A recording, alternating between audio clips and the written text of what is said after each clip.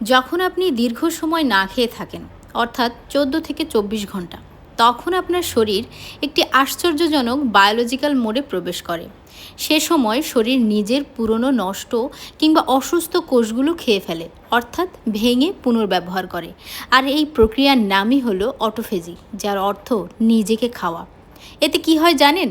বয়সজনিত কোষ দূর হয়, প্রদাহ সৃষ্টিকারী কোষ পরিষ্কার হয়, এমনকি ক্যান্সার বা অ্যালঝেইমারের মতো রোগের কোষও নষ্ট করতে শুরু করে। এই পুরো প্রক্রিয়াটা শরীরের একটা প্রাকৃতিক ডিটক্স সিস্টেম। কোষের ভেতরের আবর্জনা, খারাপ প্রোটিন, নষ্ট মাইক্রোকন্ড্রিয়া সব পরিষ্কার হয়ে যায়। ফলে শরীর ভেতর থেকে সতেজ হয়, রোগ প্রতিরোধ ক্ষমতা বাড়ে। আর এই অসাধারণ প্রক্রিয়াটি আবিষ্কার করেন জাপানের বিজ্ঞানী ইয়োশিনোরি ওসুমি, যিনি 2016 সালে পেয়েছেন নোবেল পুরস্কার।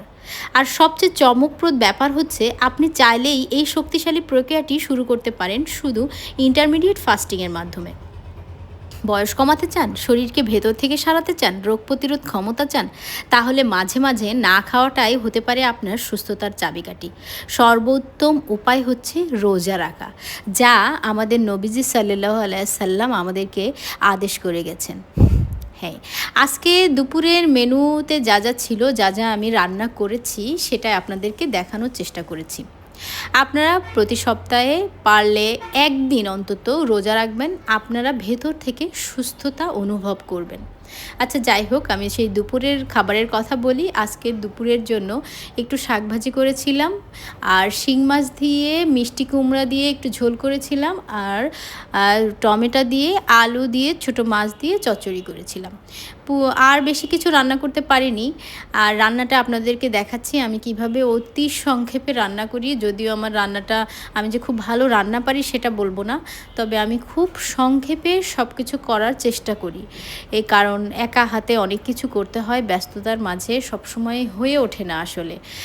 তারপরেও ভালো লাগলে একটু দেখেন, আপনারাও বাসায় ট্রাই করতে পারেন। যারা খুব সংক্ষেপে রান্না করতে চান, কম তেল মশলা দিয়ে, আমার রান্নাগুলো দেখলে আপনারা হয়তোবা বুঝতে পারবেন। হ্যাঁ, আপনি বলতে পারেন যে এখন দেখে যে আমি হলুদ কেন এত পরে দিলাম। আমি আসলে একটু কম তেলে রান্নার চেষ্টা করি, সেজন্য মশলাটা কষাতে যে হয়তোবা কড়াইয়ের নিচে লেগে যায়, হলুদটা দিলে একটু তাড়াতাড়ি লেগে যায়, সেজন্য আমি আগে থেকে ওগুলো ভেজে নিয়ে সবার শেষে হলুদ দিই। এটাও বলতে পারেন একটি চোরাই পদ্ধতি। এখন রান্না করব ছোট মাছ দিয়ে, টমেটো, আলু দিয়ে চচ্চড়ি। এই চচ্চড়িটা আমার খুবই খুবই ফেভারিট, এবং এটার সাথে ধনিয়া পাতা না হলেই যেন মনে হয় এই চচ্চড়িটা হয় না। ইভেন আমি ধনিয়া পাতা না থাকলে এই চচ্চড়িটা কখনোই করতে যাই না। আজকে একটু বেশি কাঁচা